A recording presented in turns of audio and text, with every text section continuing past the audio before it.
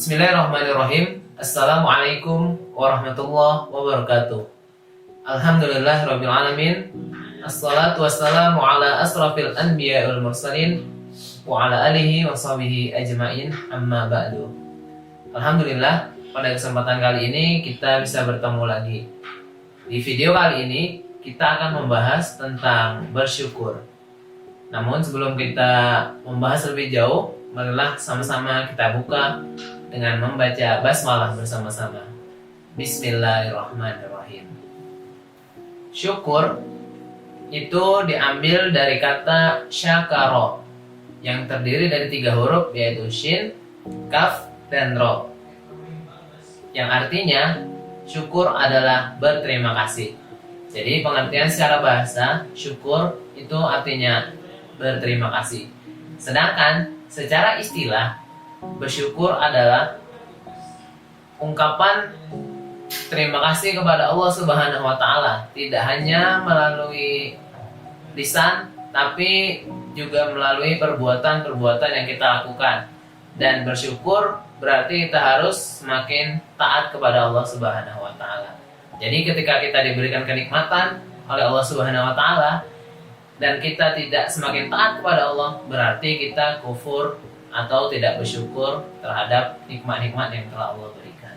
Allah Subhanahu wa Ta'ala berfirman di dalam Quran surat Ibrahim ayat ke-7 yang berbunyi sebagai berikut. A'udzubillahi minasyaitonirrajim. Bismillahirrahmanirrahim. Wa idz ta'adzana rabbukum la in syakartum la azidannakum wa la in kafartum inna 'adzabi lasyadid. Yang artinya adalah sesungguhnya Allah telah memaklumkan bahwa barang siapa yang bersyukur atas nikmatnya maka akan ditambah, sedangkan barang siapa yang mengkufuri nikmatnya maka ingat azab Allah sangatlah pedih. Quran surat Ibrahim ayat ke-7. Selain dimuat di dalam Al-Quran, banyak juga hadis-hadis yang berkaitan dengan bersyukur.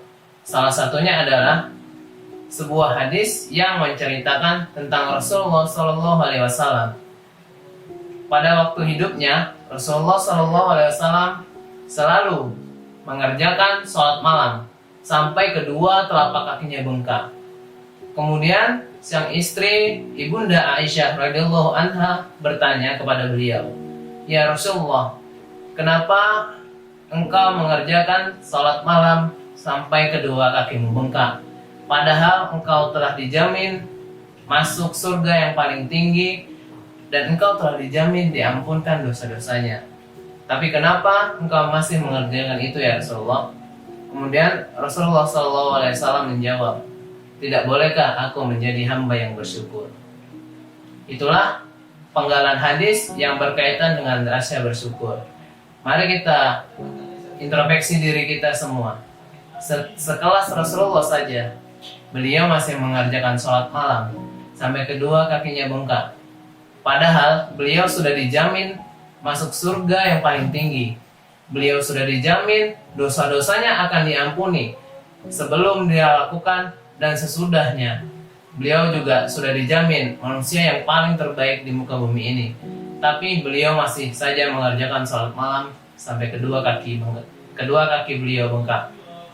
Mari kita bandingkan dengan kita semua.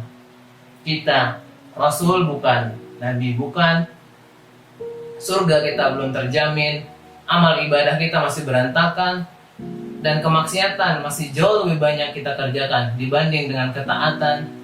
Masih saja kita mau santai-santai dan tidak bersyukur serta tidak taat kepada Allah Subhanahu wa Ta'ala. Nauzubillah, summa nauzubillah. Setelah kita mengetahui tentang pengertian bersyukur dan ayat-ayat serta hadis-hadis yang menjelaskan tentang bersyukur kepada Allah Subhanahu wa Ta'ala, selanjutnya kita akan membahas tentang manfaat dari bersyukur. Jadi ada beberapa manfaat yang akan kita petik dari kita melakukan rasa bersyukur ini. Manfaat yang pertama adalah kita semakin merasa cukup atas nikmat-nikmat yang telah Allah berikan. Jadi kita tidak selalu merasa kekurangan atas nikmat Allah yang diberikan kepada kita. Kemudian yang kedua, manfaat yang kedua, kita tidak pandai atau tidak gampang mengeluh terhadap apa yang Allah berikan kepada kita. karena rasa syukur kita lebih tinggi ketimbang rasa kufur yang kita miliki. Karena ketika kita mengeluh, berarti kita itu kufur akan nikmat Allah Subhanahu wa taala. Yang ketiga adalah kita akan semakin taat kepada Allah Subhanahu wa taala, karena bentuk rasa syukur yang paling terbaik adalah memanfaatkan nikmat yang Allah berikan kepada kita untuk menjalankan ketaatan kepada Allah Subhanahu wa taala. Jadi ada 3 hal tersebut yang merupakan manfaat dari bersyukur kepada Allah Subhanahu wa taala. Ada sebuah rumus yang Rasulullah SAW ajarkan supaya kita pandai-pandai bersyukur. Rumusnya adalah, jika kita melihat urusan dunia, lihatlah orang yang ada di bawah kita. Sedangkan ketika kita melihat urusan akhirat, lihatlah orang yang berada di atas kita. Artinya, ketika kita menghadapi urusan dunia, kita jangan selalu melihat ke atas. Lihatlah orang-orang yang berada di bawah kita. Kita harus bersyukur kita punya motor. Kalau kita melihat ke bawah, masih banyak orang yang belum punya motor. Ketika kita tidak punya motor, kita harus bersyukur kita masih diberi sepeda. Karena ketika kita punya sepeda, banyak orang di luar sana yang tidak punya sepeda sama sekali. Kemudian ketika kita belum punya motor, belum punya sepeda, kita cuma bisa jalan kaki, itu pun kita harus tetap bersyukur juga. Karena ketika kita bersyukur dan melihat ke bawah, masih banyak saudara-saudara kita yang kakinya tidak bisa dijalankan atau difungsikan dengan baik, atau harus bertumpu dengan kursi roda.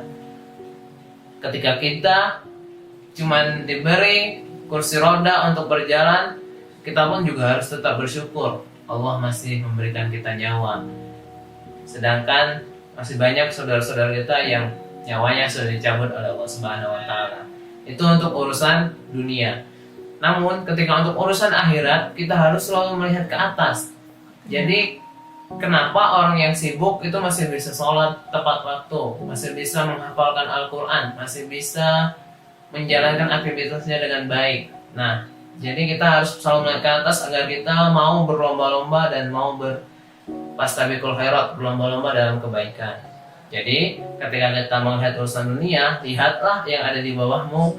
Sedangkan ketika kita melihat urusan akhirat, lihatlah orang-orang yang ada di atasmu, supaya kamu semakin bersemangat dan semakin terpacu untuk taat kepada Allah Subhanahu wa taala.